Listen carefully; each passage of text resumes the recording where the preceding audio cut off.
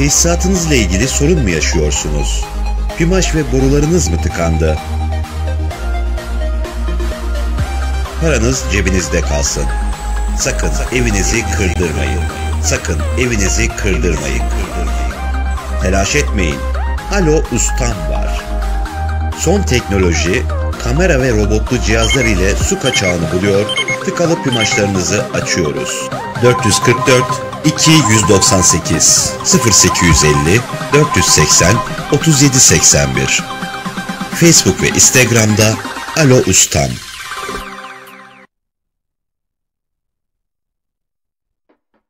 Yangın anında güvenliğiniz için doğru ekipmanlarla donatılmış olmak hayati önem taşır.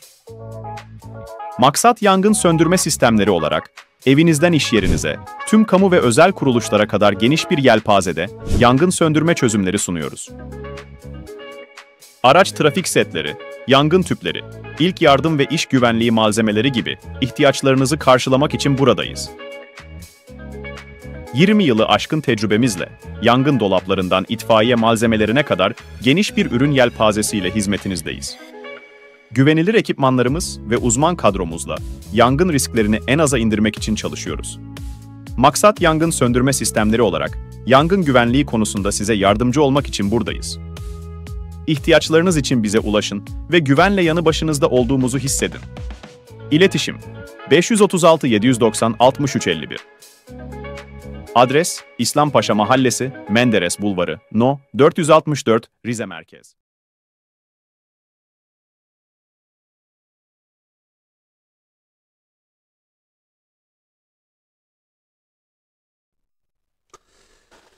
Evet sevgili Haberinize izleyicileri, yeni bir canlı yayında da sizlerle birlikteyiz.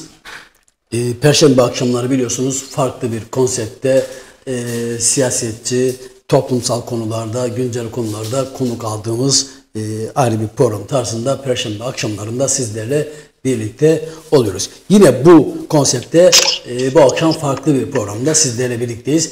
Bu akşam bir konuğum var. Konuğum 19, 20 ve 21.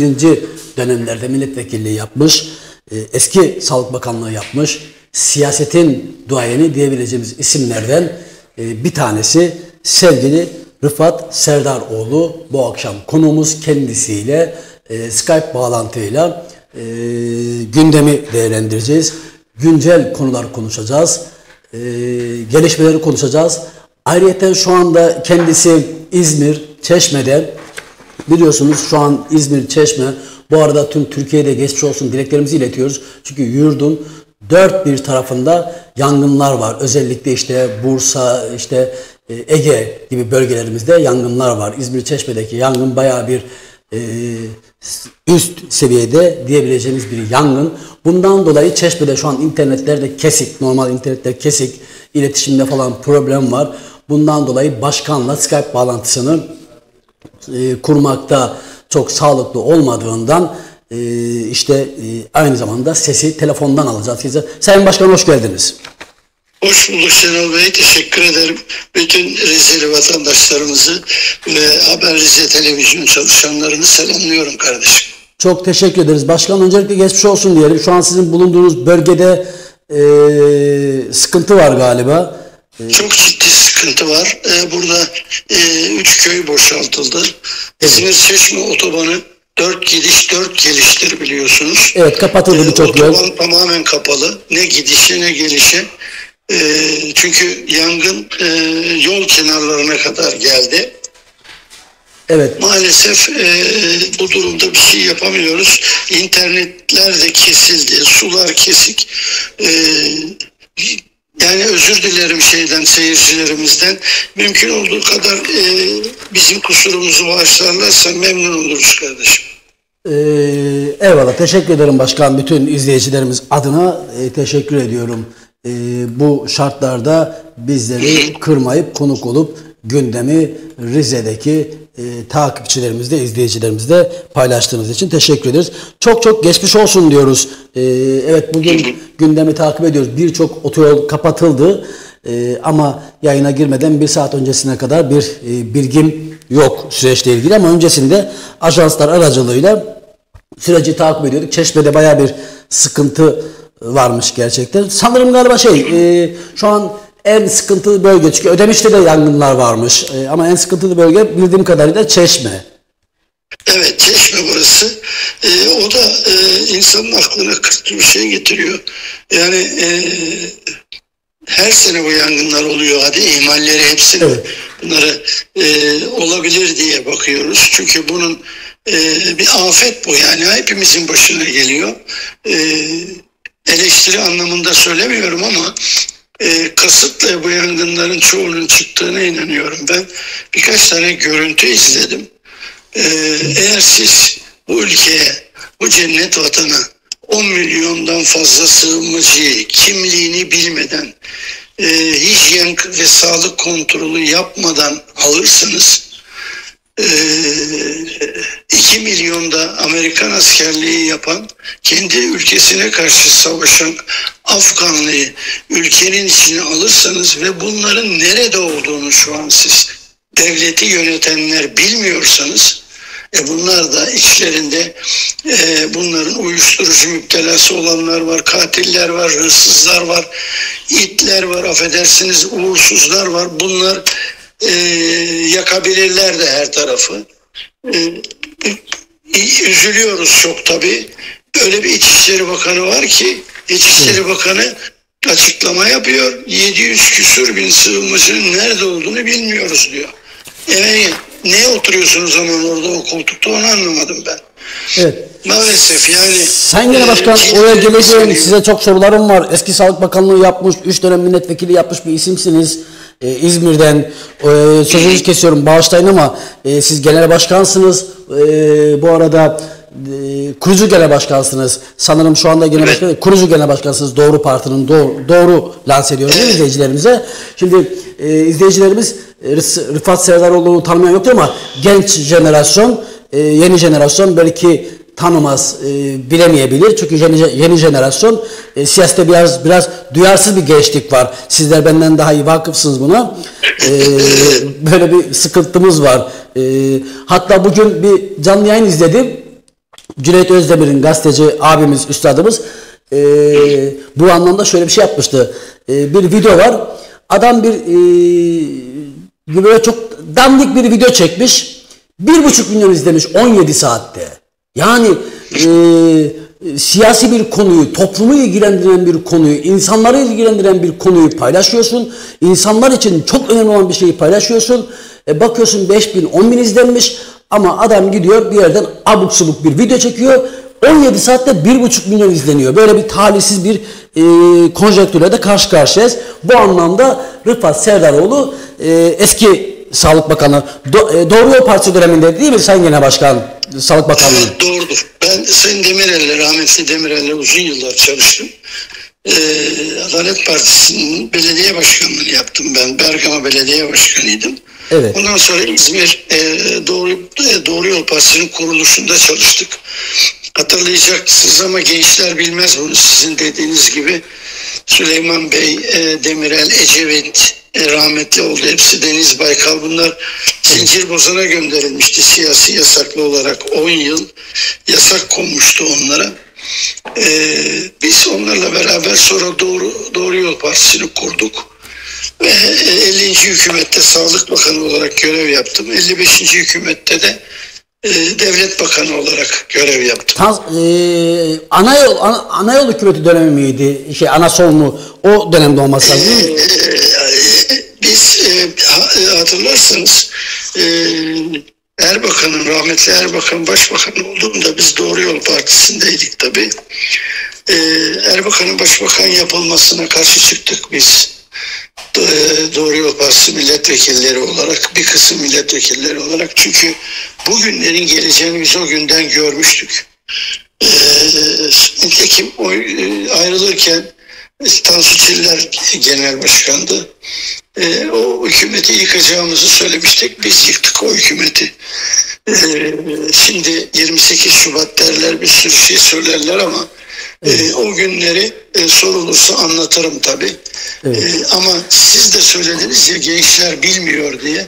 Doğrudur. Çünkü 23 senedir Türkiye'de gençlerimiz, yeni doğan çocuklarımız, 23 sene evvel 5 yaşında, 10 yaşında olan evlatlarımız hepsi çoluk çocuk sahibi oldular. Saçlarına onların da aklar düşmeye başladı. Ama onlar Tayyip Erdoğan'la gözlerini açtılar. Sizin hemşeriniz hala da Tayyip Erdoğan'ı biliyorlar. Başka kimseyi tanımıyorlar. Devlet adamı nasıl olur? Devlet adamı insanlara yalan söyler mi? Devlet adamı hırsızlık yapar mı? Devlet adamı ihale yolsuzluğu yapar mı? Görmemişler bunlar. Gençler. Onun için bu algı operasyonlarıyla basının da yandaş basının da desteğiyle Türk insanından gerçekler saklanıyor. Biz de anlatmaya gayret ediyoruz. Eksik olmayın, sizler bu konuda bize yardımcı oluyorsunuz. Yerel medya olarak teşekkür ediyorum tekrar sizlere de.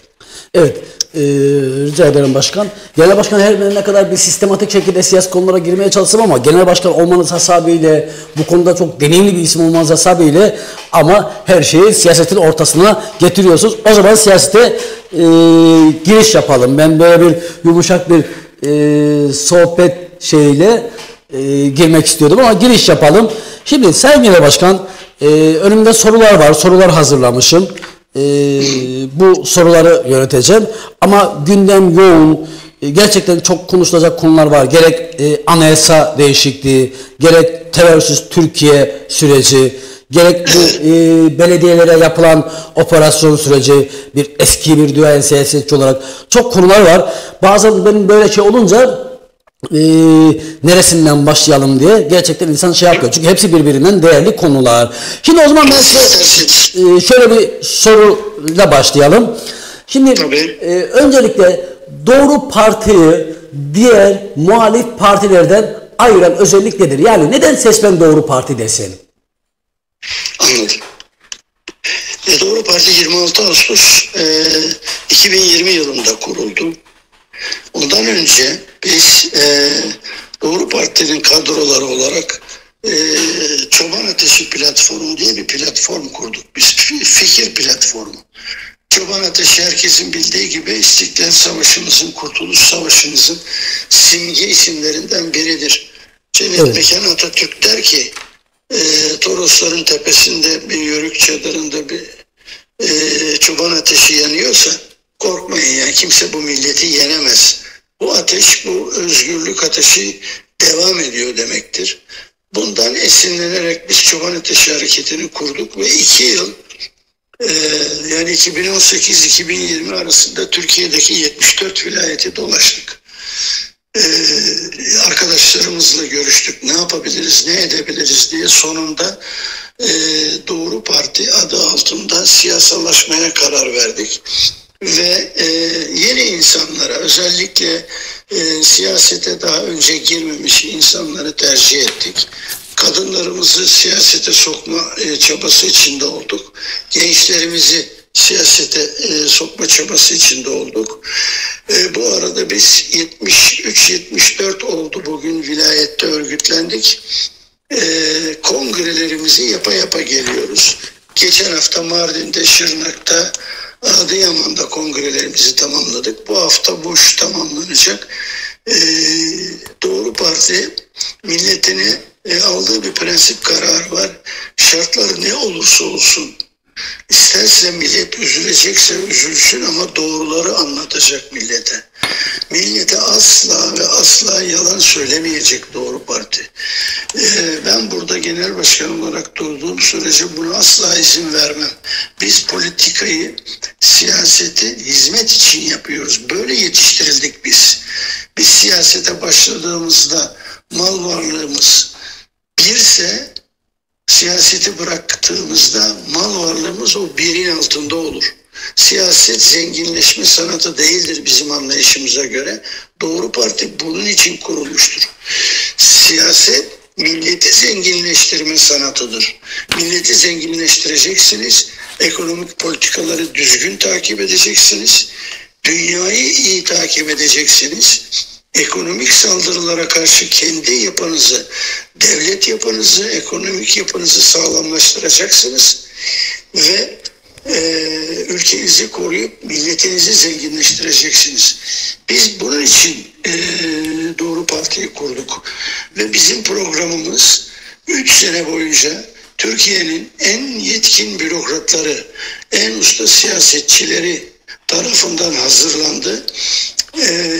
Bu program hiçbir partinin programına benzeyen bir program değil. Bu tamamıyla rahmetli Atatürk'ün döneminde karma ekonomik sisteme dayalı, kamucu yaklaşıma dayalı, gerçek sosyal devlete dayalı, eğitimin ve sağlığın ücretsiz, tamamen ücretsiz olduğu, gençlerimizin Kredi ve Yurtlar Kurumu'ndan tefeci faiziyle borçlandırılmayacağı, ihtiyaç sahipleri gençlerimize karşılıksız yardım yapılacağı, üniversiteye kadar gençlerimizin mutlaka öğlenleri birer yemek verileceği devlet tarafından sosyal yönü ağır basan bir anlayışla Doğru Parti kuruldu. Bizim farkımız budur. Bir de bizim vazgeçemeyeceğimiz değerlerimiz vardır. Cumhuriyetten asla vazgeçmeyiz. Laiklikten, sosyal hukuk devletinden, demokrasiden, Atatürk ilke ve devrimlerinden, kurucu liderimiz, önderimiz Büyük Atatürk'ten ve onun ilkelerinden asla vazgeçmeyiz. Onun haricinde insanlarımızı etnik kökenlerine göre, mezheplerine göre, inançlarına göre asla ayırmayız. Onlar insanlarımızın onurlarıdır. Herkesin kendi şerefidir bunlar. Ama çatı Türk milletidir. Türk milleti çatısı altında herkese bizim partimizde yer var. Bu dediğimiz şartlarda. Bunları da şöyle bir cümleyle toparladık. Dedik ki anayasanın ilk 6 maddesini, ilk 6 sadece 4 değil 6 maddesini affedersiniz. Estağfurullah başkanım. İlk 6 maddesini kafasına ve gönlüne yerleştiren herkes bu partide siyaset yapabilir. Bu şekilde bunu yaptık. Bir cümleyle özetledik. Bir de Türkiye'de siyaset çok kirlendi. Siyasetçiler maalesef itibar kaybettiler. Türk milleti bugün, ben Türkiye'nin her tarafında dolaşıyorum. Siyasetten, partilerden, siyasetçilerden nefret eder hale geldi. Bunları düzeltecek, parti içinde eşit yarışma sağlayacak, zengin çocuklarının sadece milletvekili olmaları değil, fakir çocuklarının da eşit şartlarda yarışıp milletvekili olabilecekleri, bakan olabilecekleri, hatta başbakan olabilecekleri, cumhurbaşkanı olabilecekleri dürüst bir siyasi sistem kuracağız biz. Ben hiçbir yere aday değilim. Arkadaşlarım biliyorlar. Ama benim ömrüm 50 senem siyasetin içinde geçti. Ben paraşütle siyasette hiçbir makama gelmedim. Hep tırnaklarımla kazıya kazıya ön seçimle geldim her yere. Benim çektiğim sıkıntıları şimdiki gençlerin çekmesini istemediğim için bütün bilgilerimizi aktaracağız onlara. Genel merkezde de çok deneyimli arkadaşlarımız var. Onları da aktaracağız. Şöyle bir kombinasyon düşünüyoruz yani parlamentoda. Doğru Parti'nin Türkiye Büyük Millet Meclisi'ndeki grubunda %15-20 civarında Aksaçlılar olacak.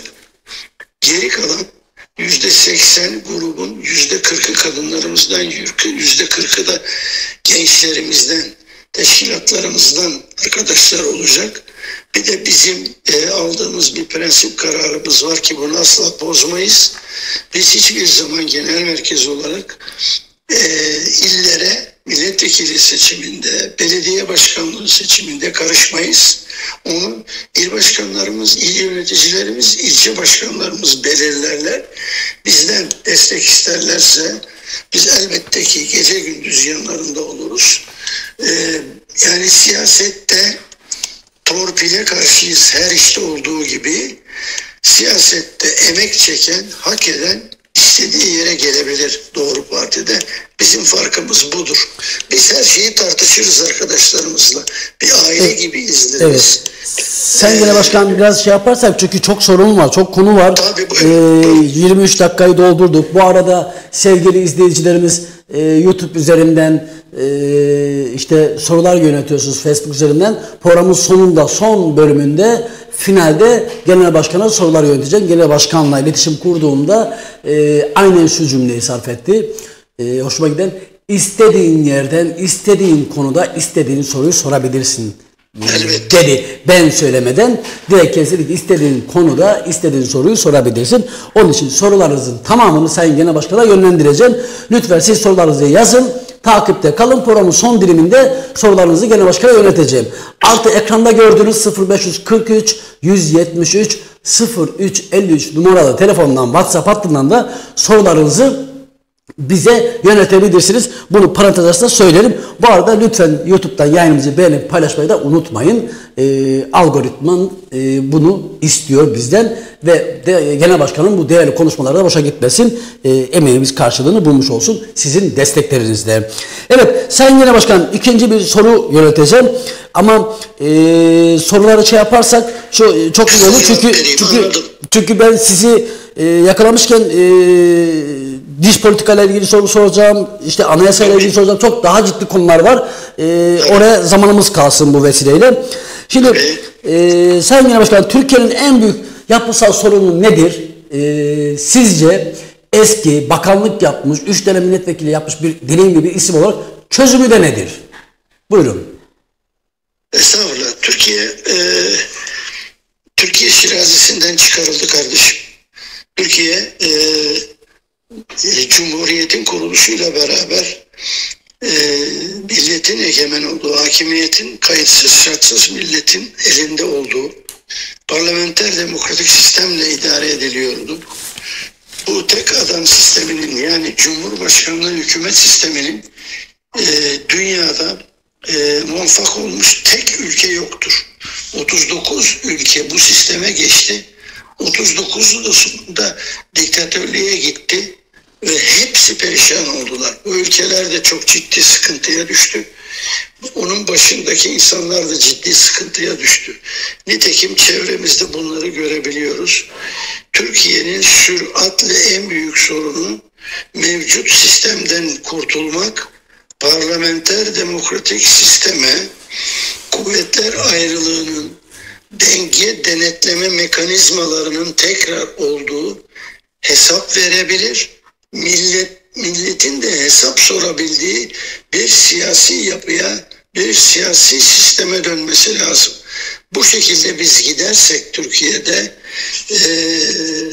sorular içinde yeni anayasa filan da gelecektir tabii. Evet. Çıkmak mümkün değil. Türkiye'yi bu bataktan çıkaramayız. Evet. Sayın Genel Başkan, arada bir soruyu sıkıştırmak istiyorum. Konuyla bağlantısı olmayan bir soruyu sıkıştırmak istiyorum arada. Altılı Masa sürecinde yer almadı. Sizin gibi bir deneyimli bir isim Altılı Masa sürecinde yer almadı. Almadı mı yoksa değerlendirilmedi mi? Kısa olarak o süreci satır arasında bir paylaşırsanız sizi yakalamışken. Tabii. Biz Altılı Masa'da yer almadık. Ata İttifakı'nı kurduk biz. Evet. Yani Doğru Parti, Zafer Partisi, Muharrem İnce'nin Memleket Partisi. Neden Altılı Masa değil yani? Neden Altılı Masa değil? Yani orada o süreçte o zaman niye yanlış buldunuz?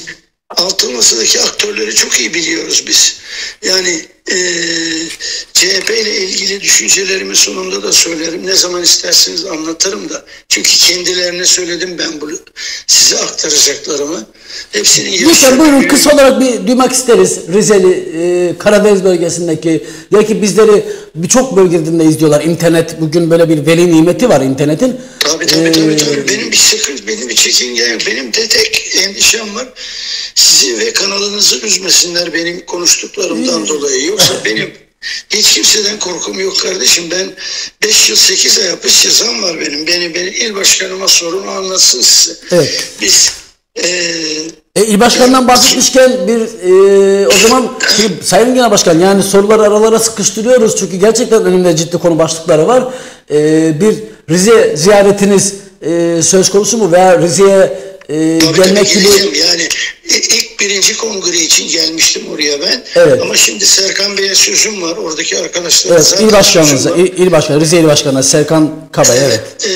Geleceğim. Hem orada kalacağız birkaç gün. O zaman zaten siz de uygun olursanız yüz yüze görüşürüz. Sizi de ziyaret etmiş oluruz. Tabii bekleriz Sayın Genel Başkan. da görüşürüz. Evet.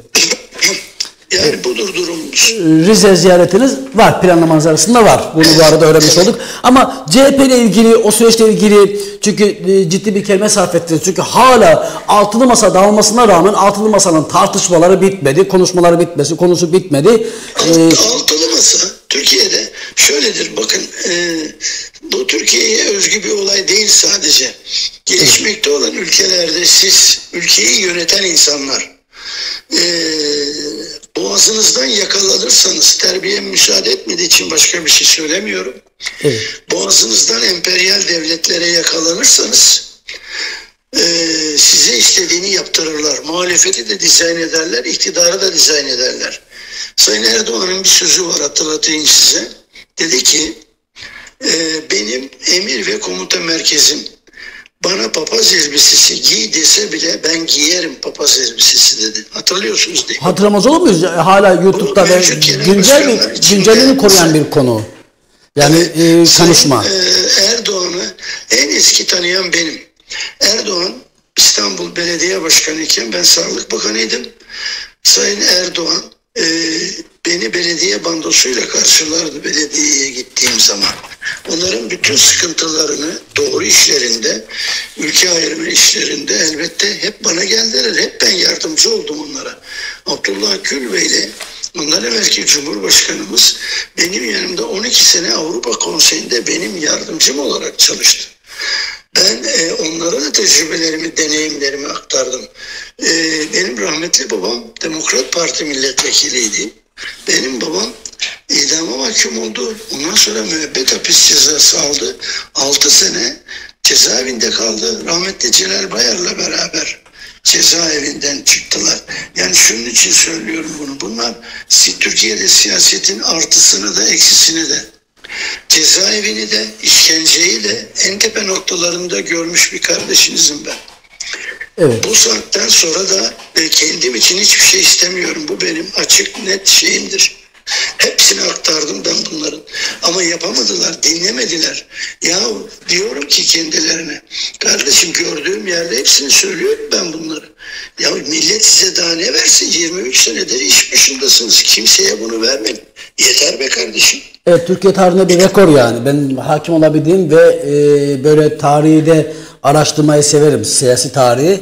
Yani 1980'leri 50-60'ları görmesem, yaşamasam da ama kitaplardan ve yapılmış belgesellerden çok iyi hakim olduğunu düşünüyorum. Çünkü çok severim bu tarz araştırma şeylerini. Türkiye tarihinde böyle bir başarı, bir ilk. Yani en son rahmetli Menderes'e 10 sene verdi Türk milleti. Gerçi millet onu görevden almadı. Askeri darbeyle gitti. Ama şimdi Tayyip Bey 23 seneye doldurdu. Yani bu 4'er senelik üniversite tahsilinden neredeyse 4 üniversite, 5 üniversite bitirecek deneyime sahip olması lazım. Türkiye'nin de bugün çok iyi noktalarda olması lazım. Ama çıkın bakalım milletin ağzına bir bakın. Milletin ağzından ateş çıkıyor. Pazarda kimse yok. O zaman şöyle, orayı şöyle tamamlayalım Sayın Genel Başkan. Bu 20 yılı aşkın bu süredir iktidarın böyle en olumlu ve olumsuz yönlerini böyle satır başları olarak bir sıralarsanız neleri sıralarsınız? Konuşmanızın devamını bu şekilde... Yani biz şöyle ayrı dünyaların insanlarıyız. Aynı ülkenin çeşitli farklı düşünen insanlarıyız. Ama biz bu ülkenin birliği için çalışan insanlarız. Eğer Türkiye Cumhuriyeti, devleti ve Türk milleti dünyanın en zor coğrafyasında yaşıyoruz biz. Bu coğrafyada birliğimizi, bütünlüğümüzü koruyamazsak bizi burada yaşatmazlar. bizim en çok tenkit ettiğimiz olay Türkiye'de siyasi ahlakın AKP tarafından bozulmasıdır. Hatırlarsanız ya çalıyorlar ama çalışıyorlar lafı bu iktidar için söylendi. Bu çalıyorlar ama hiç olmazsa bizimkiler besmeleyle çalıyorlar ya. Bundan evvelkiler de çalıyordu gibi laflar söylendi. Bu çöküntüdür, siyasi ahlakın çökmesi demektir ki ekonomik sıkıntıları halledebilirsiniz. 3 yılda, 5 yılda millete anlatırsanız, kendiniz de dürüst olursanız millet sizi anlayışla karşılar ve bağrına basar, ekonomik sıkıntıyı halledersiniz. Ama bu ahlaki çürümeyi 10 yıllar boyunca çözemezsiniz. En çok eleştirdiğimiz konulardan bir tanesi 2011 yılından bu yana bir emperyal planın, Büyük Orta Doğu Projesi'nin eş başkanı olan Sayın Erdoğan'ın bilerek yaptığı Türkiye'yi dolaylı işgal ettirmesi olayıdır. Türkiye'nin Suriye ve Irak sınırı, Türkiye'nin İran sınırındaki kara mayınlarının hepsi bu iktidar tarafından temizlettirilmiştir. Türkiye terör devletleriyle komşu olan bir ülkedir. Bir tek biz varız demokratik rejimle idare edilen bu ülkede.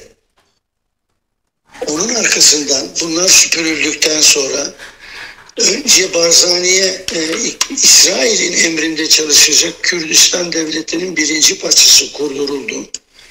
Bunda da Sayın Erdoğan'ın ve AKP'nin büyük desteği var. İŞİD'in petrollerini Barzani çaldı. Tayyip Bey, oğlu ve damadı bunları sattılar. Rusya bunları resimledi ve Uluslararası Ceza Mahkemesi'nde suç duyurusunda bulundu. Ve bir gece bizim 30 tane tankerimizi, Türk milletine anlatılmadı, bu berhava ettirdi, uçurdu Rusya. Anlatabiliyor muyum? Şimdi o gelen 11 milyon insan, gelen 2 milyon da Afganlı Türk milletinin demografik yapısını bozdular. Biz onların uluslararası anlaşmalar gereği geri gönderilmelerini savunuyoruz. Elbette Türk devleti güçlüdür. Sıkıntıya düşen, dara düşen elbette ki kapısını açacaktır. Ama bu kadınlaradır, çocuklaradır. Savaştan kaçan bunlardır. 18 yaşında, 20 yaşında sırtında bir tane çantanın içinde 1 kilo kokain, ayağında kot pantolon, spor ayakkabıyla ta 4250 kilometreden Afganistan'dan geldiğini söyleyen Afganlı Amerikan askerlerinin Türkiye'de ne işi var Allah aşkına? Türkiye'de, Suriye'de kendi ülkesi için savaşmayan, ne olursa olsun kaçan, gelip Türkiye'de eğlenen ve onların yerine bizim çocuklarımızın öldüğü insanların Türkiye'de ne işi var? Şimdi Türkiye'de 1 milyondan fazla sığınmacı çocuk doğdu. Bunlar ne olacak? Bunların eğitimleri ne olacak? Bunların harcamaları nasıl karşılanacak? Sayın Cumhurbaşkanı'nın bir ifadesiyle 80 milyar dolar para bunlara harcadık dedi. Sonra bu para 160 milyar dolara kadar hükümet yetkilileri tarafından söylendi. Bu para kimin parası biliyor musun? Bu para bugün maaşıyla geçinmeye çalışan, açlıkla boğuşan emeklilerin parası. Bu para beslenme çantasını dolduramayan çocuklarımızın geleceğinin parası. Bu kabul edilebilir bir olay değildir. Bunun mimarlarından biri Sayın Erdoğan'sa diğeri de Davutoğlu'dur. Davutoğlu genel başkan ve başbakanken bu olayı planladı. Sadece o da değil, Abdullah Öcalan'la aynı aşiretten olan şimdiki Dışişleri Bakanı Hakan Fidan, eski MİT Başkanı Hakan Fidan ve Genelkurmay Başkanı Hulusi Akar bu Türkiye'ye yaptırılan zoraki işgalin sorumlularıdır. Bunlar ne Allah huzurunda hesap verebilirler, ne kul huzurunda hesap verebilirler. Bu benim affedemeyeceğim bir olay. Affedemeyeceğim bir olaydır. Evet. Ciddi konulara değiniyorsunuz gene başkan. Teşekkür ediyorum bizim takipçilerimizi bilgilendirmede. Bu arada sorular da böyle yağmur gibi geliyor ama programın sonunda değerlendireceğiz. Evet, süreç bu şekilde. Peki Sayın Başkan, o arada değinmişken işte hani bunlar çalıyorlar ama namazlığını yazdı işte besmeleyle çalıyorlar falan, bu konulara girmişken oradan o konuyu şu noktaya da bağlamak isterim. Tabii ki arada çok daha kıymetli şeyler söylediniz ama beni de o konuda maruz görün. O önemli söylediğiniz konulara, mesela az önceki Hakan Fidan, Hulusi Akar mimarıdır konusuna girdiğim zaman ben bu programın altından çıkamam. Benim de bir endişem yoktur. Siz tanışmıyoruz. Ama o anlamda değil ama programı yönetmek ve akışatı sağlamak adına. Çünkü çok derin konular, çok ciddi zaman isteyen konular. İnşallah Rize ziyaretinize, stüdyomuzda konuk ettiğinizde o konulara böyle daha bir detaylamasına gireriz. Bu sözü de bu arada... Tabii Şenol Bey, ben söyledim yani ben kelimeleri iyi kullanırım. Ömrüm bu işin içinde geçti. Evet. Sizi üzmek, kanalınızı üzmek asla istemem. Ama ben bunları yazıyorum, yüzlerine karşı söylüyorum. Ben bunları mahkemelerde söylüyorum. Bir tanesi televizyona bizi davet edip de karşımızda konuşmuyorlar. Bir insana söylenebilecek en ağır sözleri söylüyorum ben şimdi. Bakın, Amerika Birleşik Devletleri'nin Temsilciler Meclisi 435 üyeden oluşur. Beni Rizeli hemşerilerim iyi dinlesinler. Ben kimseyi kötülemek için konuşmuyorum. Ben Türk milletini ve vatanımı korumak için konuşuyorum. Benim sözlerime itirazı olan varsa Türkiye'yi yönetenlerden veya muhalefetten buyurur gelirler, hemen söylerler. Şu an bağlanabilsinler. Siz herhalde bağlarsınız onları. Bağlarız.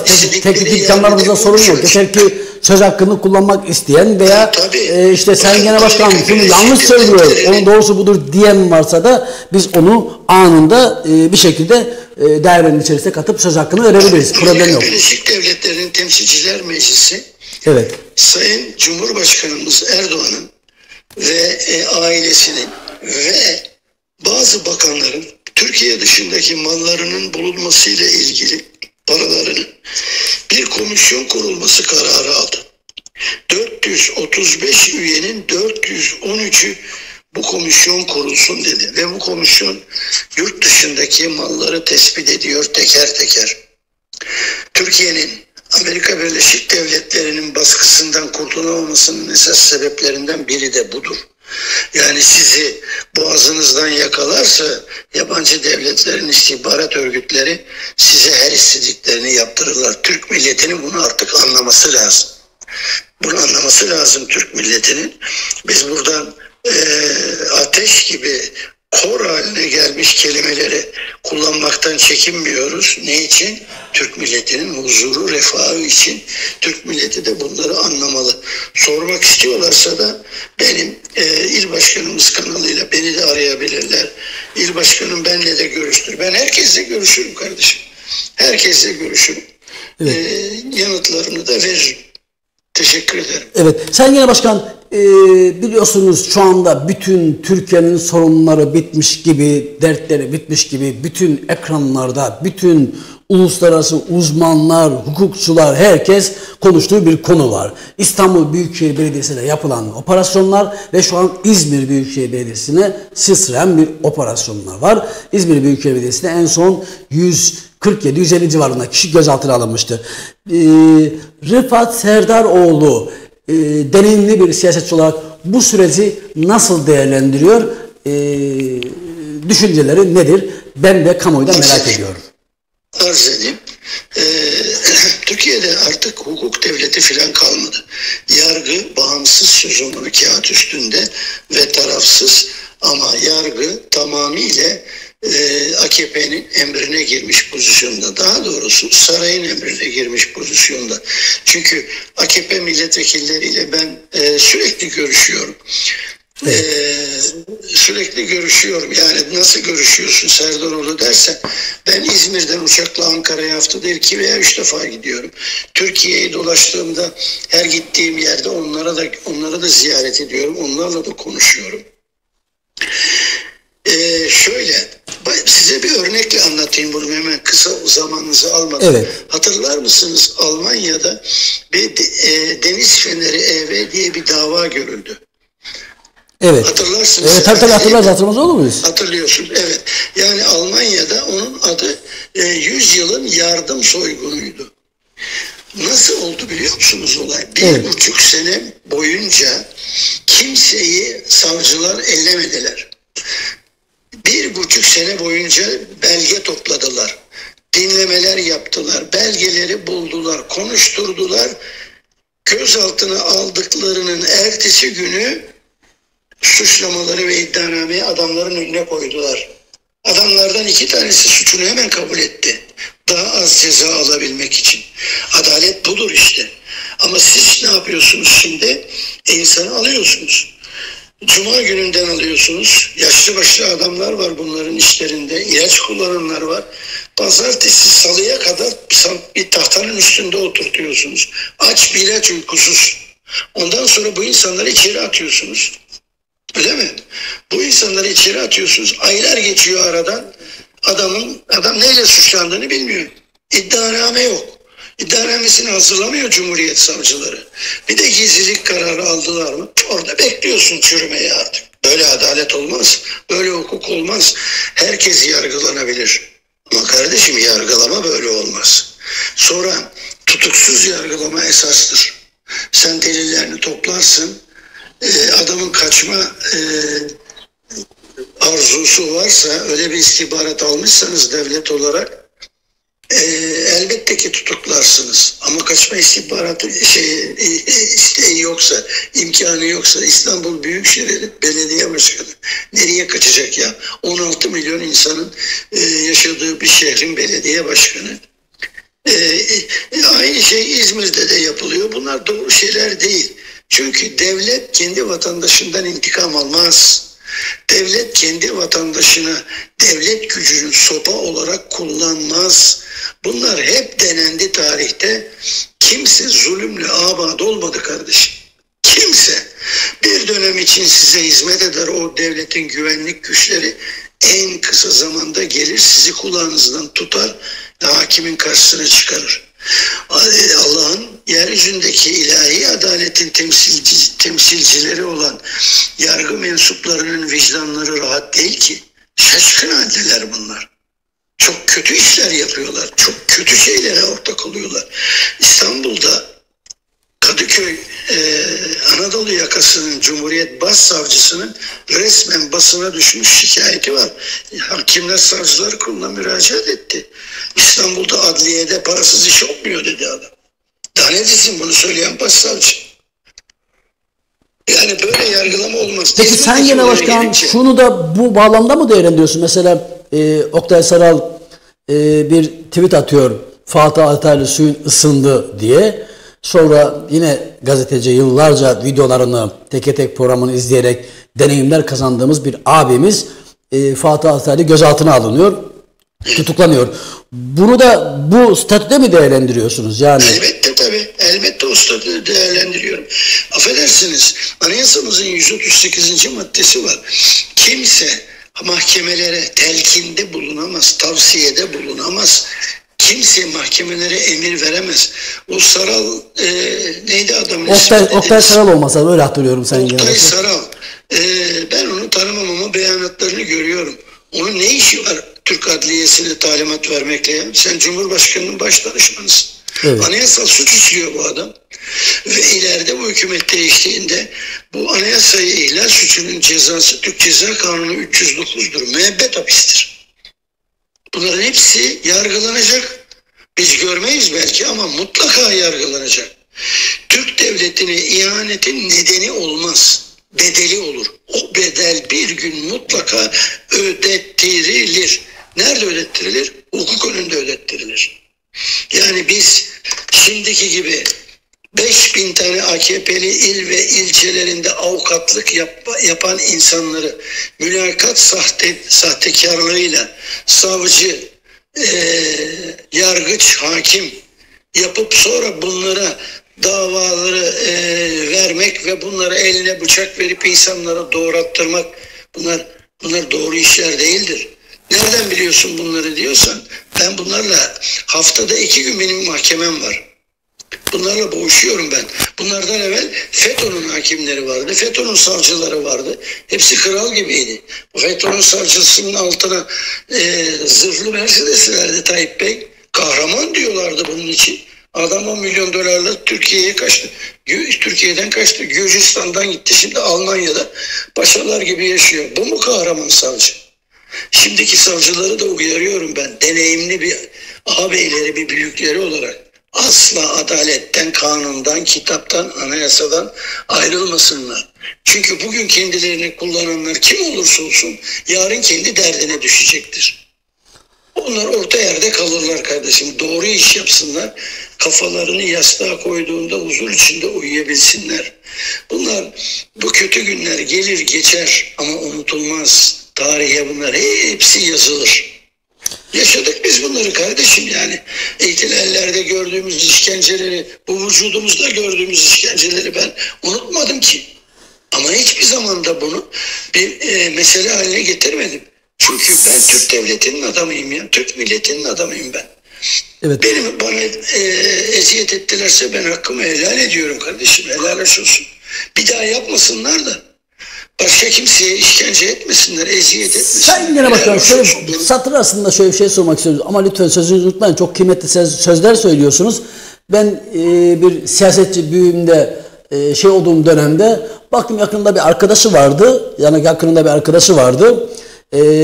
O 80 darbesinde askeri cezaevinde ona eziyet eden albay, o dönemde albay olan birisine sonradan çok iyi dosttular. Yani sonradan işte 2000 küsürlü yıllarda ben hep merak ederim. Sizin gibi isimleri de böyle yakalamışken biraz özellikle ilgi ve merakım olduğundan o dönemlerden böyle güzel bir anınız var mı? Yani acı ve tatlının bir arada olduğu. Yani o dönemlere... Yani ben Türkiye'nin en genç belediye başkanıydım. 1977 yılında seçildim. 28 yaşındaydım. Bergama turistik bir yerde, çok önemli bir yerdir Bergama. Yılın 12 ayı turist alır. Gelişmiş bir ilçemizdir. İl olabilecek bir ilçemizdir. Yani oranın belediye başkanıydım. Günde bana 200-250 kişi gelirdi belediye başkanlığı makamına. İnsanlara yardım etmeye çalışırdım. İstekleri, talepleri, yasalara uygunsa, yönetmeliklere uygunsa yapardım. Yapamazsam da niye yapamadığımı anlatırdım ama her gelen çayımı, kahvemi içerdi benim. Onları da kendi cebimden karşılardım. Şimdi ama 12 Eylül oldu. Kardeşim beni gözaltına aldılar 13 gün önce. Kimse bizi aramadı kardeşim. Ben anlamıyorum bu insanları da nedir yani ne oldu kardeşim yani biz ne yaptık ki? Böyle çok sıkıntılar oldu. 80 darbesinde benim 2 kardeşim gözaltına alındı. Bir tanesi rahmetli oldu gördüğü işkenceden dolayı. 28 gün işkence yaptılar. Emniyette yaptılar bunu, asker değil. Emniyetteki polisler yaptı. Bir tanesi de ondan 14 ay sonra bu çocuklar da beraat ettiler sıkı yönetim mahkemesinde. Serbest kaldılar, beraat ettiler. Yani bunlar zor günler. Bunlar bir daha olmasın kardeşim yani. Üstüne bir sünger çekilsin bunların. Artık Türkiye'de darbelere güvenip iktidarlar değişmesin. Millet seçsin, millet değiştirsin.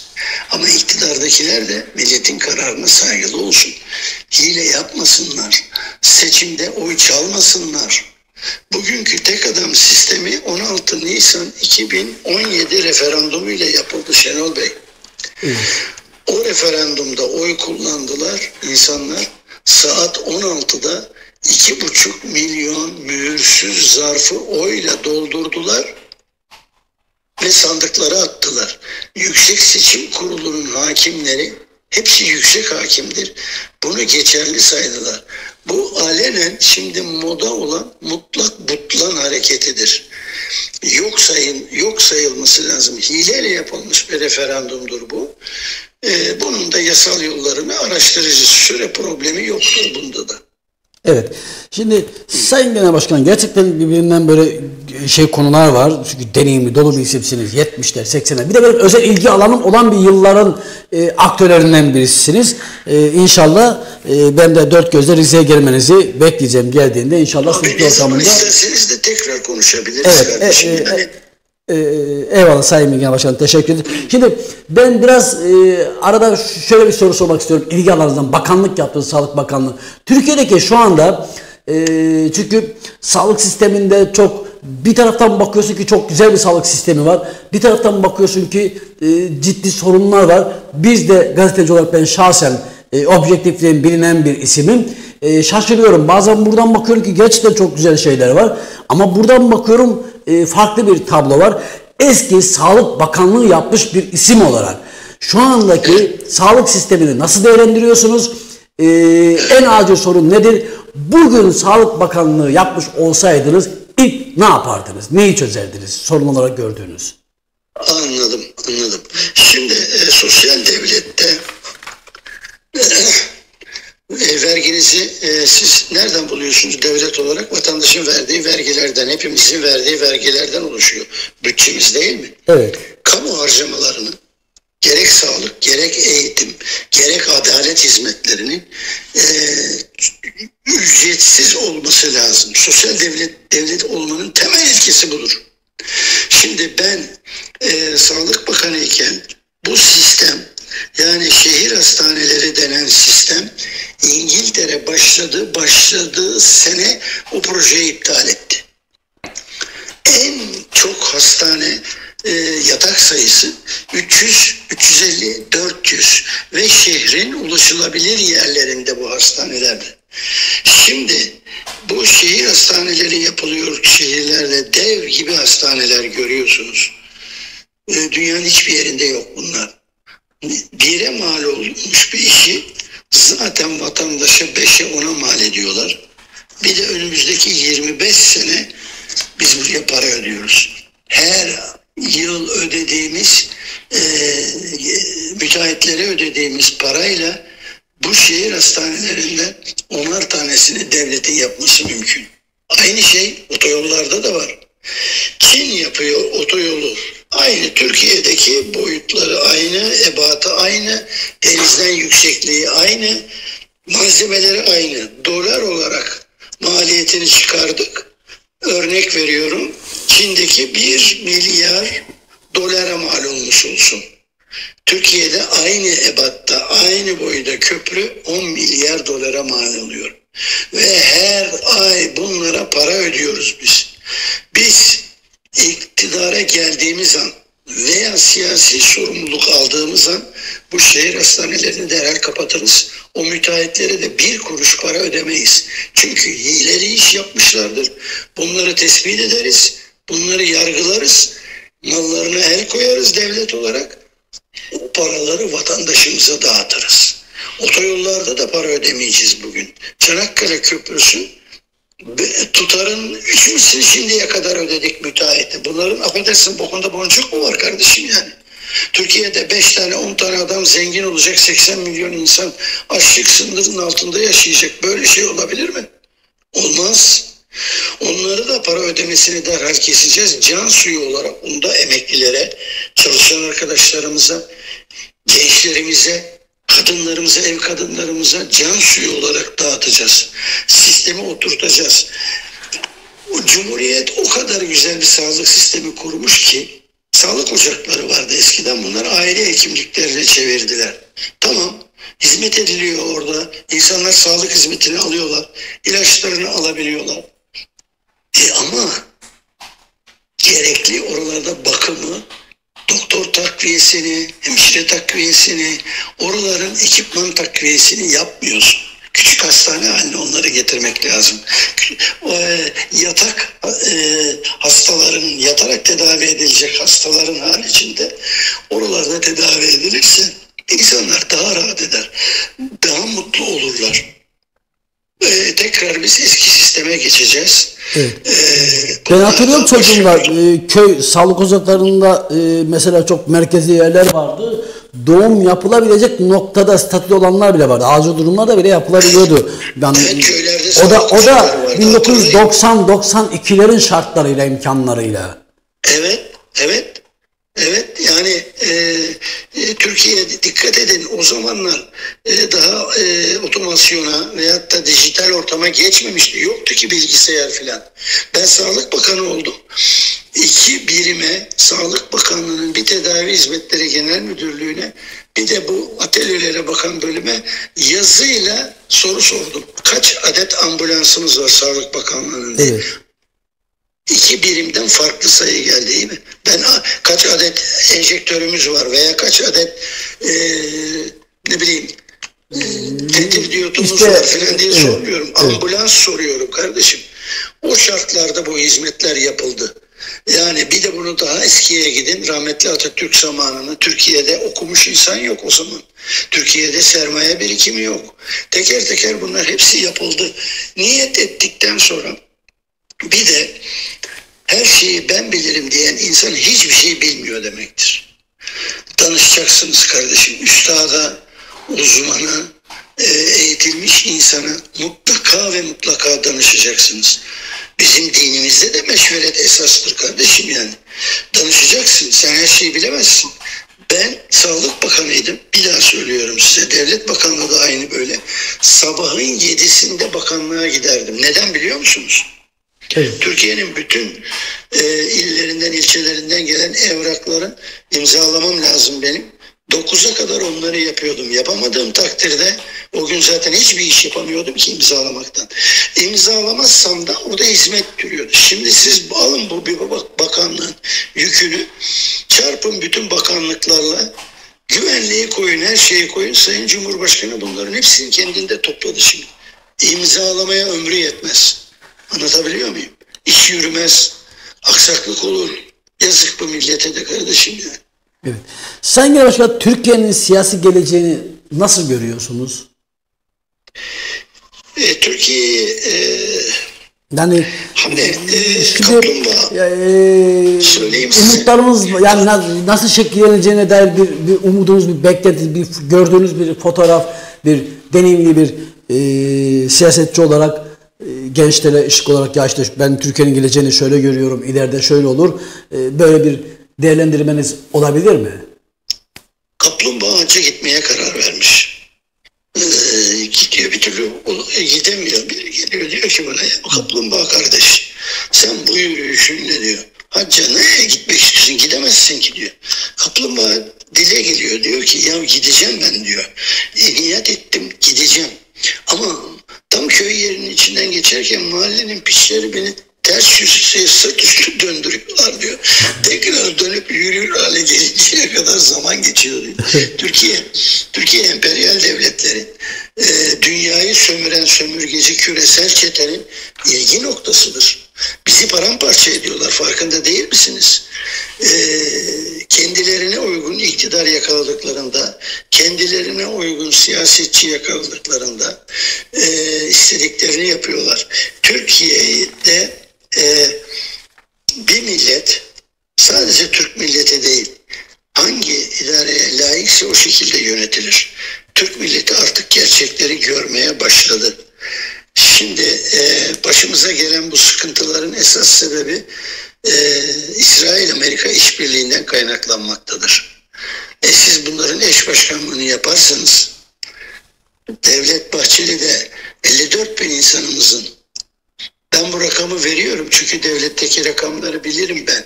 Evet. Beni eleştiriyor bazı yandaş gazeteciler. Nereden teröre 54 bin kişi buluyorsun? İşte 40 bin kişi var. Bir şey soruyorum ben onlara. Ben diyorum ki siz kolu kopmuş, ayağı kopmuş, gözü çıkmış bir gaziyi yaşıyor mu zannediyorsunuz? Var mı böyle bir şey kardeşim yani? Evladını kaybetmiş bir ana babayı siz yaşıyor mu zannediyorsunuz?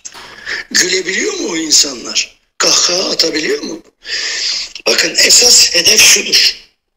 Hiç kimse kimseyi aldatmasın. Ayrıca emperyal devletler bunları saklamıyorlar. Bu işin başında İsrail vardır. Bu Kürt devletini kurdurmak isteyen İsrail'dir. Kürt kökenli vatandaşlarımız bunlara itibar etmiyorlar. Ama itibar eden, PKK'ya giden, diğer terör örgütlerine giden Kürt kökenli vatandaşlarımız eğer zannediyorlarsa ki İsrail ve Amerika bunlara bir devlet kurup bunlara bırakacak burasını, dünyanın en büyük salakları yapmış olurlar. Göreceğiz. İşte Suriye'de yaptılar. Getirdiler Türk askerini boğazlarından zincirle bağlayıp üstüne benzin döküp yakan Jolani denen aşağılık herifi Cumhurbaşkanı yaptılar, İsrail'le Amerika. Maalesef Türkiye'de bu konuda çok günahı var Türkiye'nin de. Türkiye'yi yönetenlerin daha doğrusu. Esas yapmak istedikleri birinci parçayı Barzani'ye, ikinciyi YPG'ye kurdurdular. Üçüncü de İran'ı şimdi vuruyorlar. İran'daki Kürtler ayaklanıyor. Onu kuracaklar. Sonra Türkiye'yi bir eyaletlere bölüp dördüncü parçayı da Türkiye'de kurduracaklar. Peki diyelim ki dedikleri oldu. Ne olacak? Ne olacak biliyor musunuz? 5 sene 10 sene sonra Türkiye'nin bir bölgesindeki insanlar plebisitle, yani halk oylamasında ayrılmak isterlerse ayrılacaklar. Neden ayrılacaklar? İsrail istediği için ayrılacaklar. Peki neden? Türkiye'nin bütün su kaynaklarını almak için. Dicle, Fırat, Mezopotamya havzası, Mezopotamya kelime anlamı olarak iki nehir arasındaki arazi demektir. İsrailler Tevrat'ta bu bölgelerin, Nil'e kadar olan bölgenin kendilerine Allah tarafından vaat edildiğine inanırlar. Bunun için buraya geliyorlar. Bakın, bugün Türkiye'de tarım çökmüş vaziyette. Şap hastalığı var. Hayvanlar köylerden dışarı çıkamıyor. Hayvanlar telef oluyor. 81 ilde bütün hayvan pazarları kapatıldı. Evet. Evet. Nasıl oldu peki bu? Türkiye'ye bu giren adamlar bu mikropları da getirdiler. Ben sözümün başında siz milyonlarca insanı buraya bir hijyen kontrolü yapmadan aldınız diye suçladım. Türkiye, dünyada artık biyolojik savaşlar yapılıyor. Bir tek mikropla bir milleti yok edebiliyorsunuz. İşte Covid'i yaşamadık mı kardeşim? Evet, yaşadık Covid'i. 2 yıl kapalı kalmadı mı bu millet? Evet. Ne ekonomik kayıplara uğradık, bunu ölçen var mı? Mümkün değil. Şimdi Türk milleti nasıl çıkarız? Gençler özellikle bilmiyorlarsa soracaklar, araştıracaklar, ilgilenecekler. Siyasette bulaşmayalım gibi benim hiç tasvip etmediğim bir kelime kullanır insanlar. Siz siyasetle uğraşmazsanız iyi insanlar, dürüst insanlar, eğitimli insanlar, cesur insanlar siyasetle uğraşmazlarsa hangi partiye gidersen git kardeşim. Siyaset sizle uğraşır. Nerede uğraşır biliyor musun? Bak işte böyle şap hastalığıyla gelir, seni damında bulur, hayvanların ölür. Gelir tarlada buğdayını alamayacak hale getirir seni. Ekemeyecek hale getirir siyaset seni. Çocukların yurt parasını veremeyecek hale getirir siyaset. Sayın Genel Başkanım, tarım ve ekonomi politikalarına geleceğim. Çok özür dilerim. Tarım ve ekonomi politikalarına geleceğim. Onlarla ilgili ciddi sorularım var ama diğer bir öncesindeki değerlendirdiğiniz konuyla ilgili bir sorun vardı. Satır arasında, yani ben anlayabildiğim kadarıyla zaten cevabını verdiğiniz sorunuz ama biraz daha anlaşılır asmanızı isterim. Öcalan'ın işte terörsüz Türkiye kapsamında Öcalan'ın silah bırakma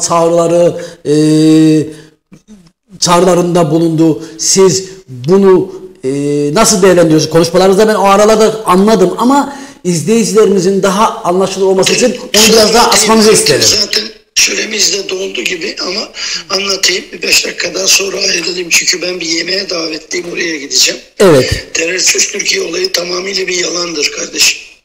Millet iyi takip etsin bu olayı. Silah bırakılacak diye benim askerimi, polisimi öldüren bir sürü piçin sözcüleri çıkıyorlar konuşuyorlar. Ulan rahat mı battı sana? Bugün Diyarbakır'daki bir gazeteci sıkıntı çekiyorsa ben de İzmir'de çekiyorum bir parti genel başkanı olarak ya.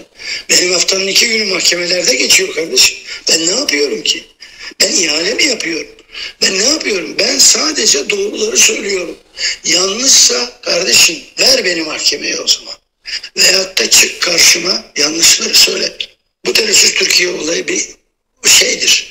Burada Tayyip Bey bunu yapmak zorunda ama ben onun eninde sonunda mutlaka bu işten cayacağını, ve doğru yola geleceğine inanıyorum. Gelelim Bahçeli'ye. Devlet Bahçeli, Abdullah Öcalan'ı, Türkiye'de 54 bin insanımızın katilini yahu. Ne kadar bir millete kızarsanız kızın, 1 yaşındaki bebeğe 20 tane mermi sıkar mısınız siz kardeşim ya? Böyle bir alçaklık olur mu? Bunları efendime söyleyeyim, gel Türkiye Büyük Millet Meclisi'nde konuş demesinin sebebi Bahçeli'nin İngiltere'nin has adamı olmasıdır. Bahçeli'nin kökenini bir araştırın. Ta Ermenistan'a kadar gidersiniz. Bunları başka bir toplantıda veya geldiğinde söylerim. Evet. Sayın Bakan, çok özür dilerim. Yüzüne karşı söylüyorum. Bir tane MHP milletvekili yok. Bir tane MHP milletvekili, Türk milletini seven MHP milletvekili bir tane olsa çıkar genel başkanına der ki ya bu Öcalan'ı niye davet ediyorsun? Ne var Öcalan'da? Ölmüş gitmiş. Öcalan'ın kafası pelte gibi olmuş. Yıllarca uyuşturucu kullanmış. Kürt kızlarımızın ırzına geçmiş yoğunlaştırma evlerinde. Biz bunları kitaplar haline getirdik, yazdık be kardeşim. Devlet Bahçeli gelsin buraya diyor. Allah senin kahretsin. Sen git İmralı'ya, onun yanına istiyorsan. Yani Türk milleti dostu kim, düşmanı kim? Kim kendisinden yana bunu iyi bilecek. Bizim kimseye konu vatansa, konu bu ülkenin insanların refahı, huzuru, canı ve malının emniyeti ise kimseye keyif bağışlayamayız kardeşim. Evet. En son yapacağımız iş, iktidar gücünü sopa olarak kullanırsın ama sen Türk milletini tanımamışsın demektir. Alırız elimize, biz neyimiz varsa tek kırma mı çift kırma mı, evet. Daha biz çıkarız kardeşim. Bu ülkeyi öldürmeyiz. Sen gene başkan. Çünkü bir iki tane daha soru var. Onları sormadan sizi bırakmak istemiyorum. Bir saatte doldurduk. Sizin de programınız var. İnşallah bir başka konu kaldığımızda özellikle bu konu başlığını daha detaylı konuşacağız. Anayasa değişikliğini, çalışmalarını nasıl değerlendiriyorsunuz? Ne düşünüyorsunuz bu konuda? Kısa olursa sevinirim. Bir iki tane daha soruyu sormak istiyorum çünkü. Hayatım söyleyeyim kardeşim, Şenol Bey de Amerika Birleşik Devletleri dünyanın en azgın haydutudur. Gelir senin ülkeni işgal eder. Veyahut da senin içindeki hainleri satın alır, onları kullanır. Türkiye'deki askeri darbelere bakın kardeşim.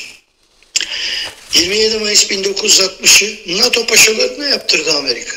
12 Eylül 1980'i de NATO paşalarına yaptırdı. Kenan Evren ve hepsini. Hepsi bunların çok zengin oldular zamanında. Amerika budur. Amerika ile veya emperyal devletlerle ilişkiyi keselim demiyorum ben. Ama bunlarla otururken, bunlarla konuşurken neyi yapıp neyi yapamayacağınızı açık net konuşmanız lazım. Türkiye vazgeçilecek kadar küçük bir devlet değildir. Türkiye bir cihan devletidir. Bu devleti namuslu insanlar yönetirse Amerika'ya da istediğini yaparlar. 2 örnek vereyim. Gençler bilmez bunu. Ecevit rahmetli nur içinde yatsın. Afyon yasağına karşı çıktı Amerika'nın. Neden? Çünkü Afganistan'dan gelen Afyon'u, esrarı tamamıyla Amerikalı istihbarat örgütleri yönetir. Amerika para kazanır bu işte. İkincisi, Kıbrıs'a çıktık biz, bize ambargo uyguladılar. Ambargoyu kaldırmadılar yıllarca. Nur içinde yatsın rahmetli Demirel bir gecede 21 tane Amerikan üssünü kapattı. Şimdi bugün 3 Temmuz, yarın 4 Temmuz. 4 Temmuz 1991'de 93'te, affedersiniz 99'da Türk askerinin kafasına çuval geçirilmişti, biliyor musunuz? Evet, bilmez olur muyuz? Sordular o zaman Tayyip Bey'e. Karadeniz'in yiğit delikanlısına sordular, dediler ki nedir bu, bir nota verin bari, müzik notası mı bu kardeşim dedi. Eğer ben ve benim gibi benim partimden bir insan Türkiye'nin yönetiminde olsaydı, o askerlerin kafasına çuval geçiren kimse, Amerika'nın isterse başkanı olsun, onun kafasına da onun ayaklarından ta kıçına kadar da o çuvalı ben geçirdim onlara. Türk milletini tanımıyor bunlar da. Biz Kurtuluş Savaşı'nda bunların ağa babalarıyla savaştık ya. Kanıyla tankı yenmedik mi biz kardeşim? Bizim dedelerimiz niye şehit oldu ya? Niye dedelerimizin babaları mandayı kabul etmediler? Şimdi biz Amerika'nın mandası olmak için çırpınıp duruyoruz iktidar olarak. Böyle şey olur mu? Bu millet uyanacak ve inanın bu millete ihanet edenler kaçacak yer arayacaklar kardeşim. Evet. Kusura bakmayın, özür diliyorum. Size biraz sert konuştum ama bunlar benim sözümü bağlar.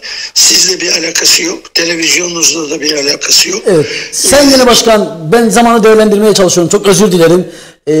Yine kısa, çünkü dedim ya bir soru soracağım. Bir de izleyicilerimize söz verdik. Yorumlara, en azından yorumlarda bir iki tane soru var. Onları da yönetmeme müsaade edin lütfen.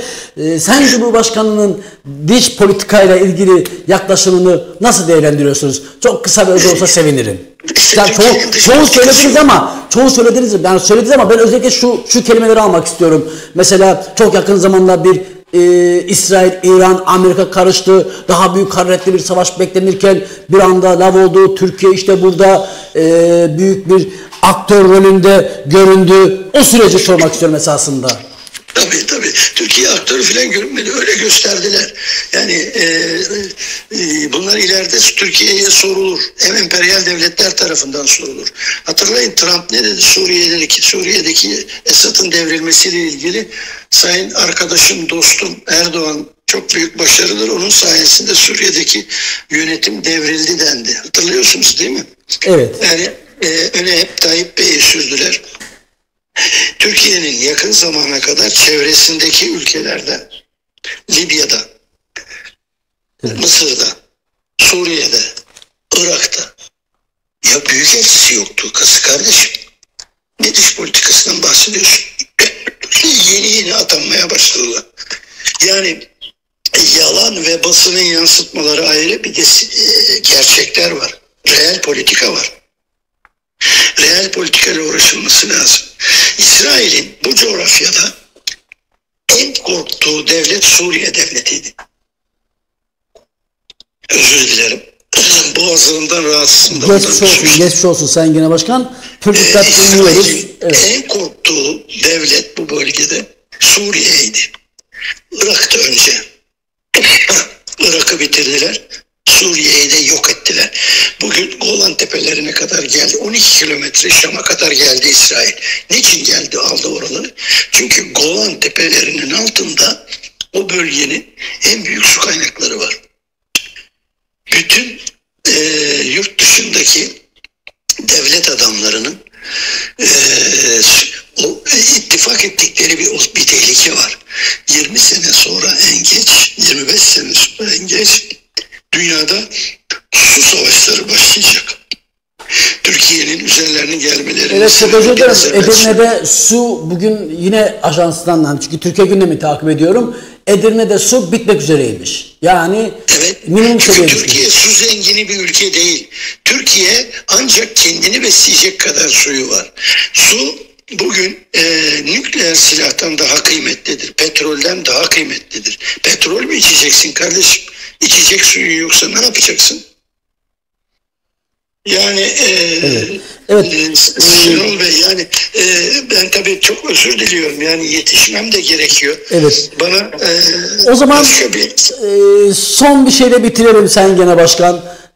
Demirel'le uzun yıllar siyaset yapmış bir isim olarak onunla böyle bir anınızda böyle ilginç, böyle kamuoyuyla paylaşmaya değer bulduğunuz bir anıyla bitirmek isterdim. Varsa böyle bir anınız. Tabii. Bakın biz ben Sayın Demirel'le 50 seneye yakındır, 30 küsur sene aktif olarak çalıştım. 50 senelik siyasi hayatımızın 30 sene. Güçlü'nün şu yakın dönemin liderlerinin hepsini tanırım ben. Rahmete kavuşmuş olanlarını, Ecevit'le de çalıştım, Mesut Yılmaz'la çalıştım. Tansu Çiller denen bugün Tayyip'in destekçisi olan kadınla da çalıştım. Süleyman Bey'le yurt dışı gezilerine gittiğimizde bunu eski bakanlara sorabilirsiniz. Diğer partilerde bakanlık yapanların da. Havaalanında bizi bekler, uçağa bindik mi Süleyman Bey dolaşır. Tabi o zaman böyle filolar falan yok Cumhurbaşkanı'nın. Türk Hava Yolları'nın uçağıyla gideriz. Tarifeli uçaklı Genel Başkan. Efendim? Tarifeli uçakla mı? Evet, tarifeli uçakla gideriz. Ön tarafını bir perde çekerler. Orada çalışsın Cumhurbaşkanı ve bakanlar diye yer yaparlar. Süleyman Bey oturur döner bakanlara der ki çıkarın notlarınızı, kimlerle konuşacaksınız teker teker ben davet edeceğim yanımdaki karşısındaki koltuğa neyse. Kardeşim kimle konuşacaksın? Muhatabın kimsenin? Efendim benim muhatabım örnek İran Ulaştırma Bakanı. Ne konuşacaksın onunla? Şunlar. Daha önceki 4 toplantı yapılmış şu. O derdi ki hayır bu olmaz. Bunları böyle yapacaksın. Hadi bakalım. Ertesi gün herkes işine giderdi. Ertesi gün o günün sabahı 6'da kapı çalardı. 6'da uyandırırlarsın. Cumhurbaşkanı sizi bekliyor, kahvaltıya mı konuşacaksınız diye. Sabahın 6'sında çağırırdı. Kardeşim ne yaptın dün? Ne konuştunuz? Benim dediklerim oldu mu olmadı mı? Tekrar bilgi alırdı. Bu nedir biliyor musun? Bu devlete millete sadakattir. Bir de adam yetiştirme usulüdür. Ben öyle başbakanlarla yurt dışına gittim ki akşam olmasını dört gözle bekleyip hangi taverneye gidip eğleneceğiz diyeni gördüm ben. Bunları söylerim de yazacağım zaten bunları ben. Süleyman Demirel helikopterde gidiyorsun, çağırır hemen. Gel pencereden bak. Hayır olsun bir şey var zannedersin.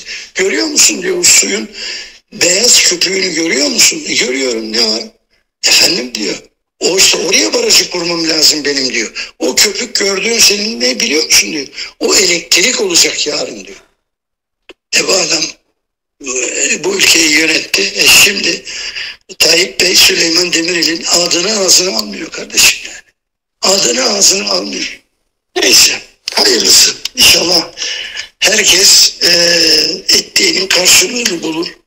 Türk milleti de huzura, refaha kavuşur. Ben Şenol Bey size çok teşekkür ediyorum. Tek kelimeyle bir ittifak çalışmanız var mı? Ata ittifakınız vardı. Yeni süreç için bir ittifak... Var. Tamam. Şimdi biz 5 parti bir ittifak halindeyiz. Partilerin adını verebilir Sayın Genel Başkan, partilerin adını.